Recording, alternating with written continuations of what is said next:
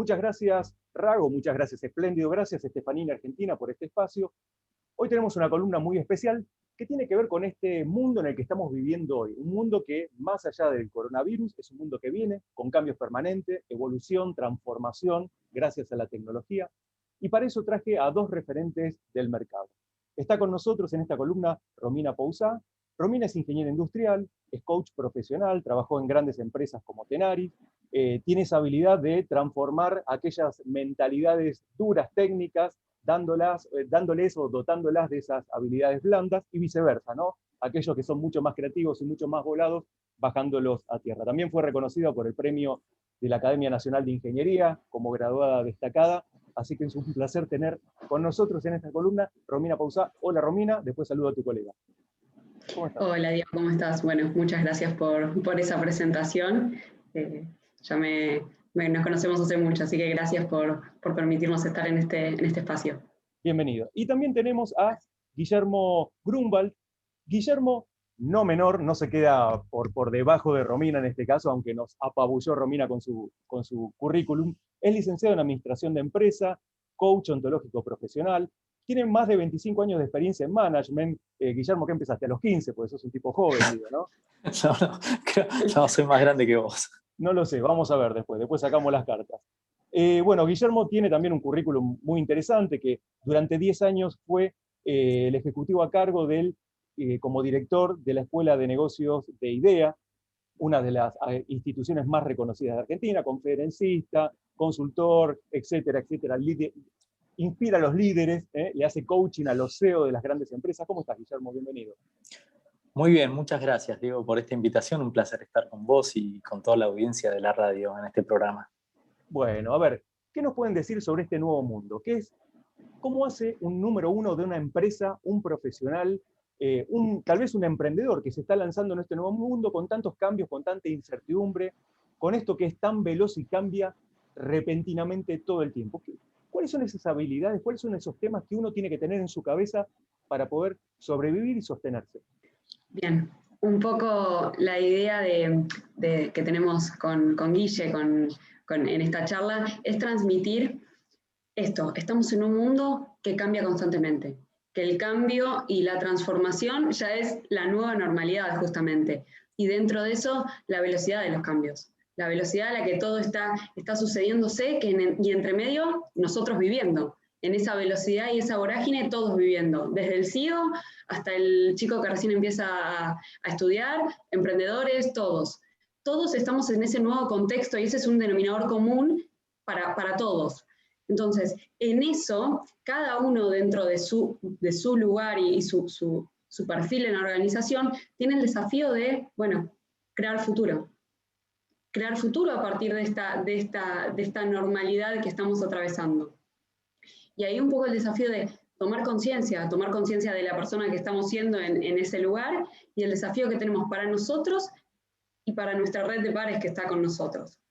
Entonces, nos parece muy importante esto de soltar la idea del pasado, de este sentido común que tenemos, que teníamos de cómo hacíamos las cosas y esta de la planificación y el control en términos de certezas que no las tenemos.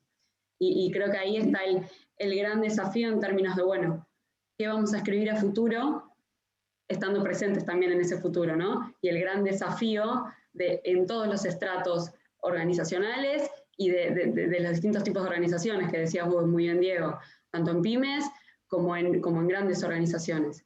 O sea, ahí si querés, por cortar el pasado, desanclarse de esa forma de tomar decisiones. Bueno, hay una máxima en el mundo de la empresa que dice que la primera generación funda la empresa, el segundo la hace crecer y el tercero la funde, ¿no? Y a veces uno se pone a pensar, no es porque los nietos de la tercera generación sea peor, sino que vienen no solamente ellos con nuevos paradigmas, sino que en 3 generaciones el mundo cambió y mucho más ahora. Y me imagino, y esta pregunta va ahora un poquito para vos, Guillermo, cuando hablas con los número uno de las empresas, ¿no?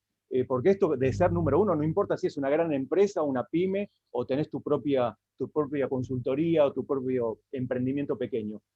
¿Qué es lo que le pasa en la cabeza a los número uno? ¿Cuáles son sus principales temores, preocupaciones y desafíos? Bueno, muy buena la pregunta, porque ahí vos dijiste algo que es clave. El emprendedor está mucho más preparado para este momento que estamos viviendo que aquel que ya es el número uno de una empresa, no importa si es chica, mediana, grande o corporativa. Porque el emprendedor tiene este concepto de hoja en blanco.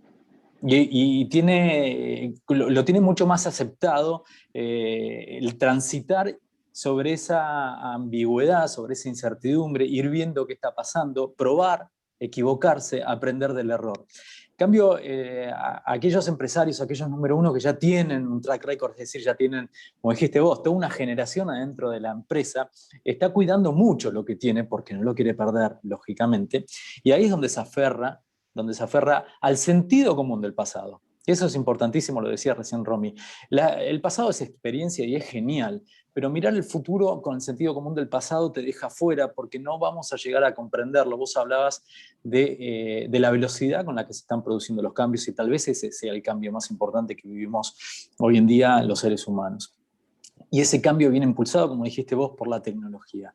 Entonces, pensar cuándo esa tecnología va a impactar en mi modelo de negocio, en mi forma de aportar valor, con el sentido común del pasado te va a hacer ver una proyección muy larga y por ahí ese impacto en tu modelo de negocio se produce pasado mañana o ya está produciéndose y vos todavía no te diste cuenta. Entonces, hoy la preocupación de los CEOs, volviendo a tu pregunta, los número uno, los que dirigen organizaciones de distintos tamaños, es cómo soltar esa especie de búsqueda de control por lo que va a venir. Lo que va a venir es una hoja en blanco, escribilo vos antes que te lo escriba alguien.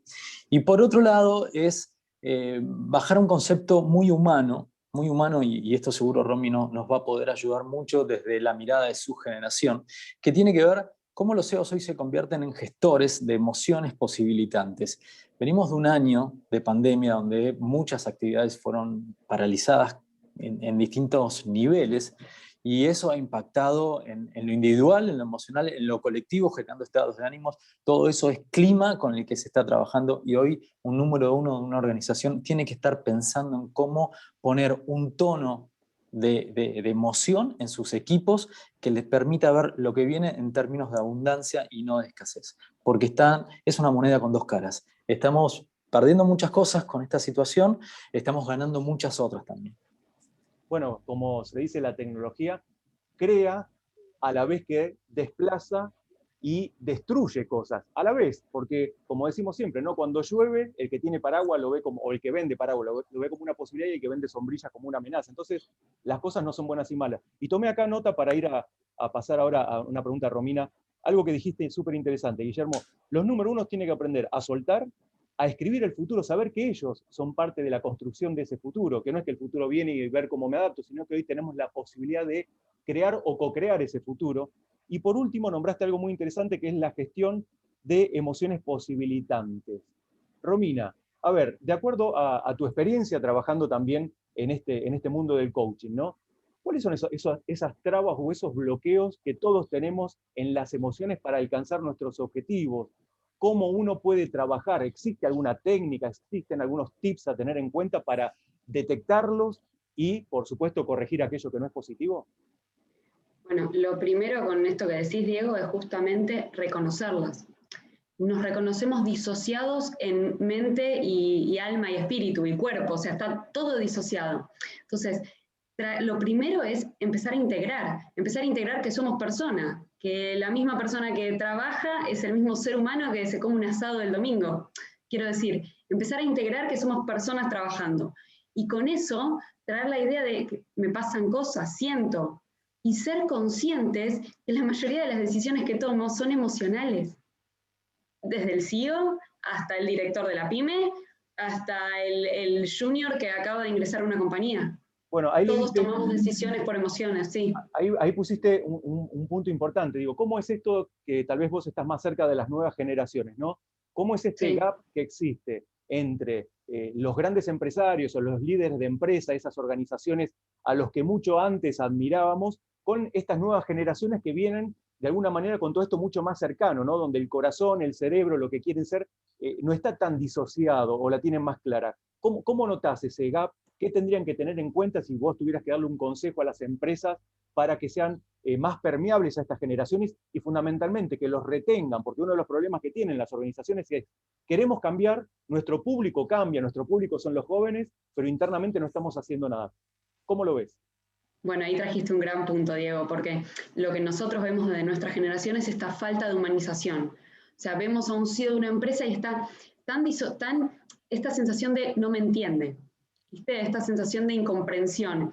Y ahí con lo que traes mucho de esta humanización y flexibilidad, de empezar a mostrar a CEOs o a jefes en las compañías más flexibles, más humanos y con más comprensión de la nueva normalidad, dejar de pelearse con la nueva generación. Y con esto último que vos traías, esto de aceptar que quizás el chico se va a ir de la organización.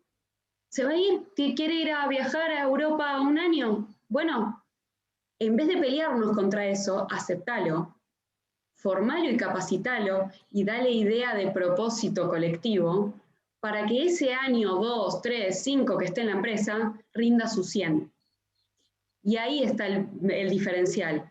Para que ese tiempo que esté, él se sienta parte de algo, se sienta parte de un equipo, se sienta parte de un propósito en coherencia con el propósito de la compañía y realmente se realice ese tiempo que él esté.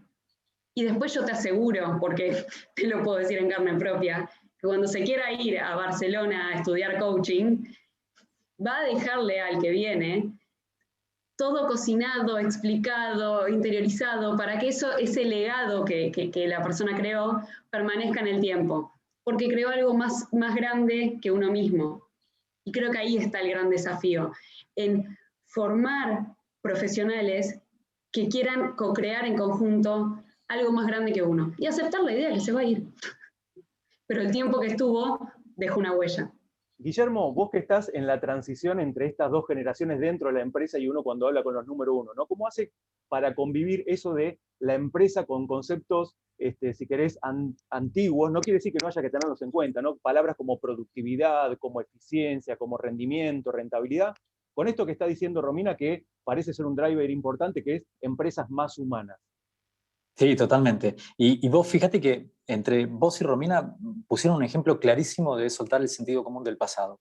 Vos hablaste de retener a las personas y eso es sentido común de cómo pensábamos antes. Y Romina hablaba de cómo las fidelizás para que mientras esté quiera dar el 100% y más. Ahí tenés un buen ejemplo, aceptación de que se va a ir, bueno, mientras esté, que te dé lo mejor. Y en ese dar lo mejor es donde entra productividad. Y la pregunta que yo te hago, o les hago a la audiencia, a todos, es, ¿qué preferís? ¿Una persona 2 años dando el 100% o una persona que se quede 15 años con vos sin ganas de estar con vos? Qué buena pregunta. Hablamos de productividad, hablamos de competitividad sin lugar a dudas. Necesito un equipo que mientras esté aferrándose a ese propósito que hablaba Romina, que tiene que ver con un propósito mucho más arraigado al propio equipo que al propósito que tiene la compañía, que eso tiene que hacer sentido sin lugar a dudas. Pero ese sentido de pertenencia lo tenemos con nuestros compañeros, con nuestros jefes.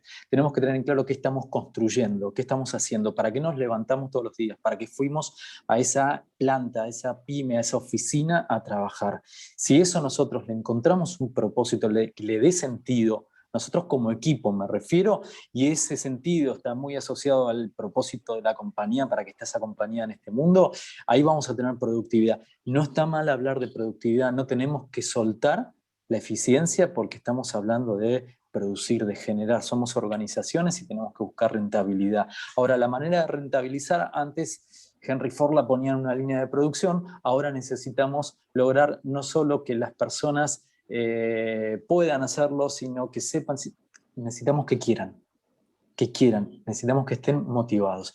Y vuelvo a la cuestión emocional que hablamos recién. Uno de los problemas más grandes en términos de productividad para una compañía son las personas que tienen miedo. Y las personas tienen miedo porque estamos acostumbrados a retar a quien se equivoca y necesitamos que las personas se equivoquen. Necesitamos la co-creación y la colaboración que hablaban ustedes, demanda de personas arriesgándose a dar una opinión aunque sea errónea. Y a líderes que no tengan miedo de abrazar la emoción de otra persona. Hay pánico en los CEOs, en los líderes de las compañías. Dicen, ¿qué pasa si esta persona se me larga a llorar? O me dice que le pasa esto. ¿Qué hago yo con eso? Nada, escúchalo. Eso es ser empático. Con eso hiciste un montón. Bueno, fundamental. Nos queda el último minuto, les voy a pedir para redondear 3 consejos que le daría Romina a un profesional que se está incorporando a una empresa para poder dar lo mejor de sí en base, teniendo en cuenta, por supuesto, ¿no? Cuerpo, mente y espíritu. Y también a vos, Guillermo, del otro lado, a los número 1, a los líderes. ¿Cuáles serían tus 3 consejos? Romina. 1, conversar, setear expectativas, entender qué están esperando de mí, qué quiero dar yo en la compañía y el para qué. Entender el para qué de lo que estoy haciendo. Eso me parece fundamental. Entonces, eso por un lado. Por otro lado, equipo. Sentirse parte de una red. Entonces, para cuando estoy entrando, generar situaciones de equipo, generar situaciones con mis compañeros de trabajo, conocernos, entender qué nos gusta, qué no, conocerme a mí y entender cuáles son mis fortalezas y mis debilidades, para poder esas potenciarlas con todo mi equipo de trabajo y lograr un equipo heterogéneo. Y eso, y no tener miedo. No tener miedo a hablar. Yo veo mucho en mi generación este temor por la distancia que yo te contaba con los CEOs, de bueno, ¿qué le voy a decir si este tipo no me va a entender? Bien. Hablemos. Bien. Aunque no sepamos todo. El CEO no está esperando que yo sepa todo de la compañía. Decile lo que pensás. Excelente. Eso Guillermo. desde abajo. Dale. En el caso mío, pienso en que un número 1 tiene que estar creando una cultura abierta al cambio permanente. Generar un contexto para que eso pueda suceder. El segundo consejo es que sueñe en grande y con las luces largas, ¿no? Allá adelante, a largo plazo. Que inspire, que la gente se enamore de esa visión. Y el tercero es que después actúe en corto. Cuando tenemos situaciones como la que estamos viviendo de tanta convulsión, volatilidad, incertidumbre, tenemos que hacer paso a paso y así vamos a llegar a la cumbre. Paso a paso, pero soñando en grande y creando un contexto que nos permita abrazar ese cambio de manera permanente, porque el camino no va a ser el que planificamos sin lugar a dudas. Bueno, muchísimas gracias entonces, Romina Pousá, Guillermo Grunwald. Excelente tips, excelente capsulita para compartir entre emprendedores, empresarios y profesionales para poder sobrevivir de acá en más al nuevo mundo con los nuevos desafíos. Gracias. Gracias, Diego, gracias a vos. Gracias Diego, y gracias a todos.